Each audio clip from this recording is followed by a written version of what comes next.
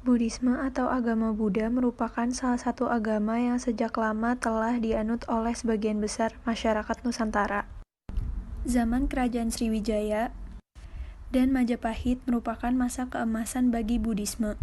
Keberadaan Buddhisme di Nusantara atau Indonesia dapat dibuktikan dengan adanya peninggalan-peninggalan berupa prasasti-prasasti dan bangunan-bangunan berupa candi, serta literatur asing khususnya yang berasal dari Tiongkok.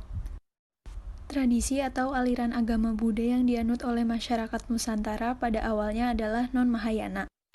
Namun, untuk perkembangan selanjutnya, Mahayana dan Tantrayana menjadi lebih populer di masyarakat. Hal ini dibuktikan dengan banyaknya peninggalan sejarah yang memiliki nilai filsafat Mahayana dan Tantrayana.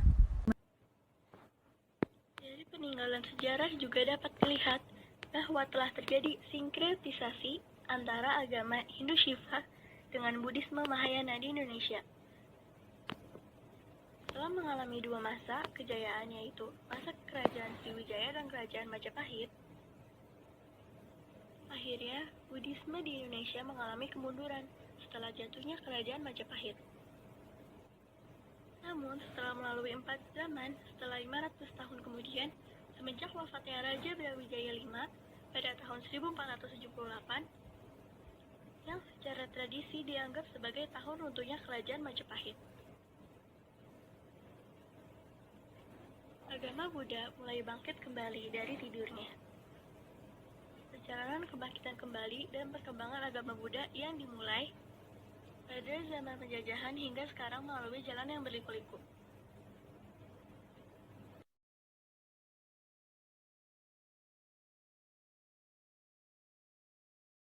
Pada zaman penjajahan, perkembangan agama Buddha banyak menghadapi kendala, berupa minimnya tokoh-tokoh yang memahami Buddha Dharma dan menghadapi agresivitas para misionaris agama lain.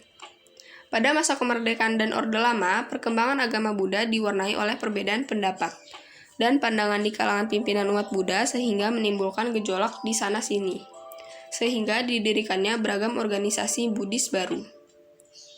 Selain itu, sikap pemerintah yang belum mengakui agama Buddha sebagai agama resmi telah mempersempit gerak perkembangan agama Buddha. Namun, pada masa ini, lahirlah Sangha Indonesia sebagai pengayom umat Buddha.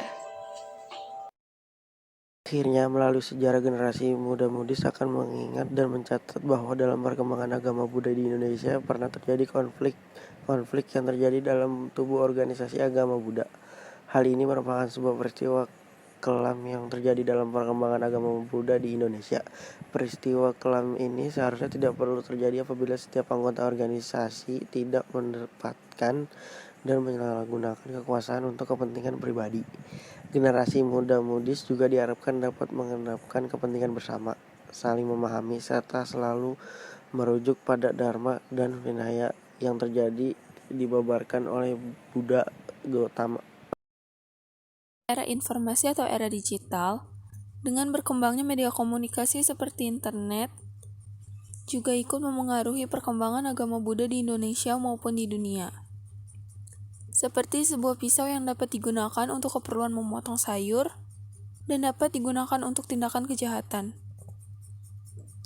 Media komunikasi yang di dalamnya terdapat media-media sosial juga dapat dimanfaatkan untuk penyebaran dhamma atau justru sebaliknya dapat menjauhkan seseorang dari dhamma jika tidak diarahkan dengan benar. Perkembangan pesat teknologi dan media komunikasi menuntut umat Buddhis Indonesia untuk tidak gagap teknologi informasi, khususnya situs-situs media sosial yang berkembang.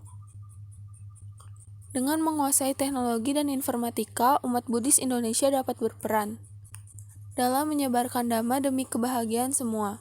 Sekian presentasi dari kelompok kami, kurang lebihnya mohon maaf. Wassalamualaikum warahmatullahi wabarakatuh.